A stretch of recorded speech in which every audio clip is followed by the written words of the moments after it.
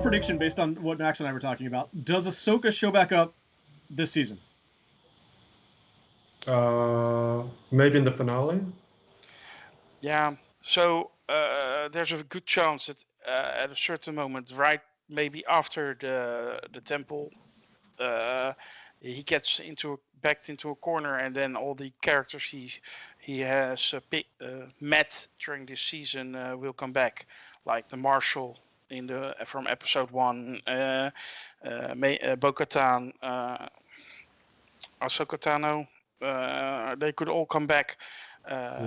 Maybe even I can't for the life of me remember what they're called, but Carl Weathers and Gina Serrano characters come back again. So to fight this Moff Gideon again, and he will probably escape again. But you know what? You know this is bound to happen. So all those characters will show up at some point again. I'm going to take the under on this, actually, and say we do not see Ahsoka again. I think she paved the way for him to take a completely different path. Like, it was two boats passing in the night. It was basically they met up for this moment because he needed information. She sent him to find both the temple and to call out to a different Jedi. So I think the Jedi that arrives would be the one that ends up taking part in whatever battle's going to happen. And I suspect that Gideon will catch up to them at that temple. So I think that's where you're going to get that call in. And I think they basically paved the way for Ahsoka to separate from the show and show back up in a series where she's pursuing Grand Admiral Thrawn, who, by the way, is my absolute favorite character of all time in Star Wars. So I can't wait to see him. So in other words, I guess if we don't see Ahsoka again and the theories are true, I guess this episode's pretty much like a backdoor pilot for Ahsoka. Right, and that leads into what we just mentioned earlier, which is why they got Rosario Dawson over maybe like a Laura Harrier, is because you don't get Rosario Dawson for one episode, you get her for a series or something, like something bigger. Yeah, but Rosario Dawson also resembles a woman in her 40s more than Laura Harrier, and that makes sense, actually. So I actually don't understand that kind of fan casting, but that's just my opinion, of course. Do you guys have anything else about this episode to mention? Yeah, I actually do a couple.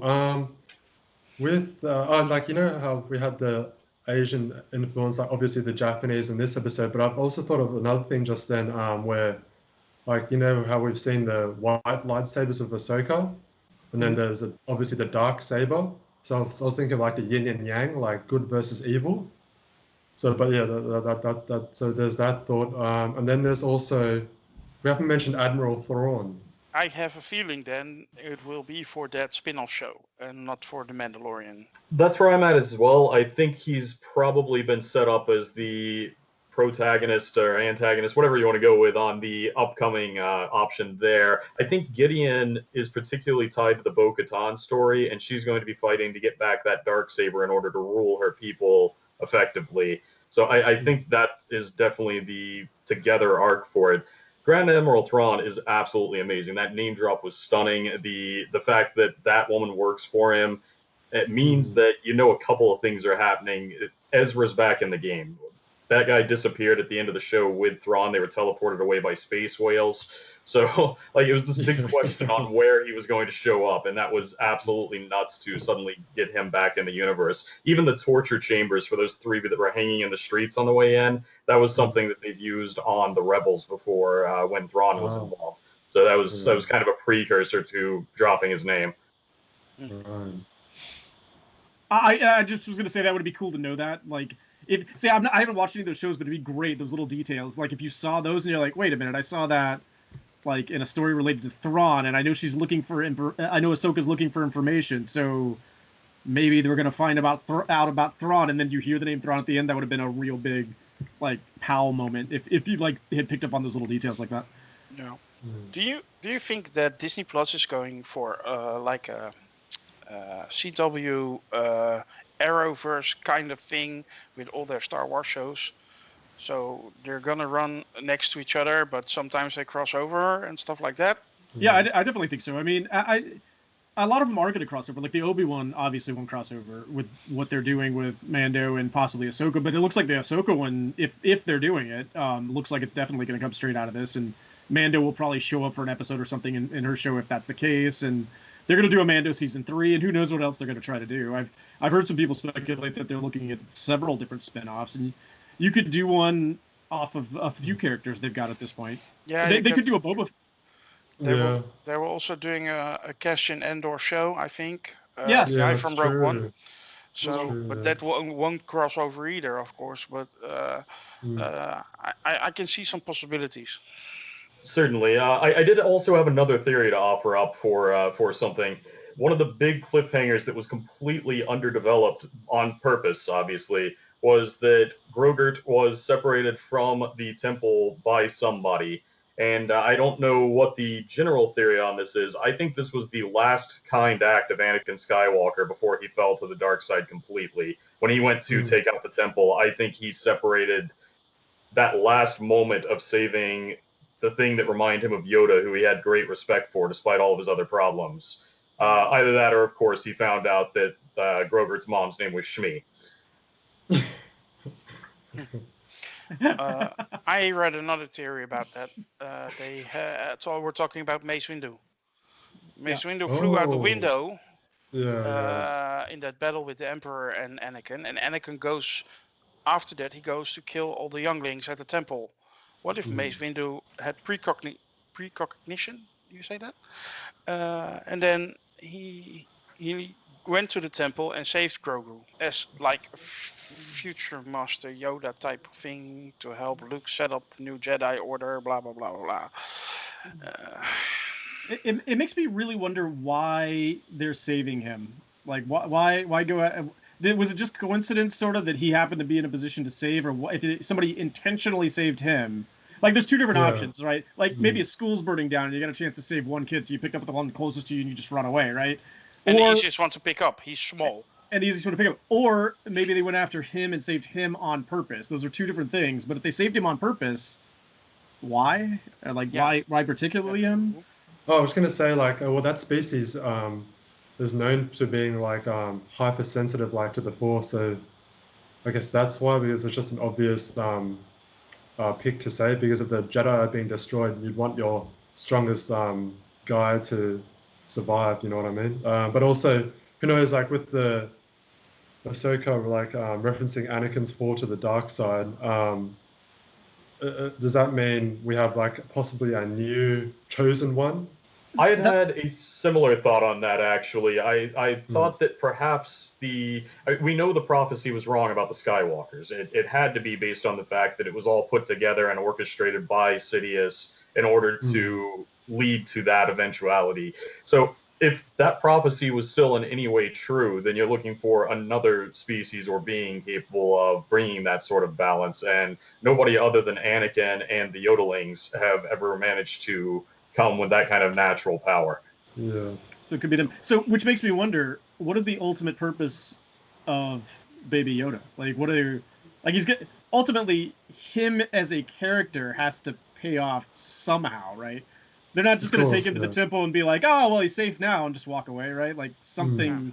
Until now, going to happen. Until now, he's just basically a MacGuffin. Mando has to carry around so he can have cool adventures.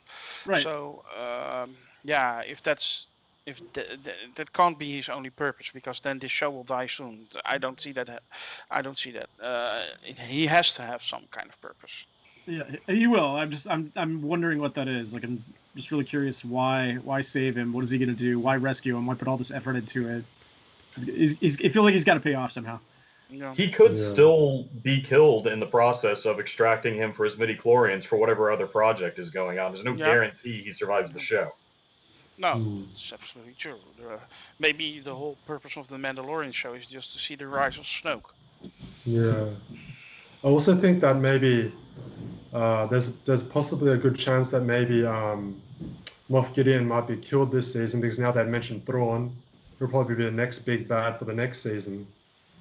Possibly, unless they do a spin-off with Thrawn and Ahsoka, I don't know. But like, no, I was gonna say I agree with you. Like, it feels like last season they set up Moff Gideon right at the end, And now it feels like this whole season is building up to a payoff with Gideon. But yeah, I agree. I think the final episode of the season is a payoff with Moff Gideon. Yeah, it would. To be honest, it would be kind of lame if they let Moff Gideon escape again at the end of this season, and just have him come back for season 3 and do it all over again, because then you're gonna repeat yourself, and that's never a good thing. Yeah. I think the payoff with Moff Gideon will bring closure to the Mandalorian story also. If you get Bo-Katan or one of the Mandalorians with the Darksaber in hand, he has a place to live. He has a people all of a sudden. Even though he wasn't Mandalorian, they obviously accept him given his valor and the way he behaves. So it seems like that could create a comfortable off he rides into the distance type ending for this season anyway. Do you guys think that we'll see any Sith? Besides Grogu, you mean? Besides Grogu. Besides Grogu. I don't think so. I don't see any so? around. I don't see any around. I don't know who they would be. I mean, unless Maul shows up. But I think Maul might be officially dead by this point in the timeline. I'll have to look that up one more time, but I'm pretty sure Maul has become deceased at this point. Okay. Yeah. I can't think of anybody else. The Emperor's dead.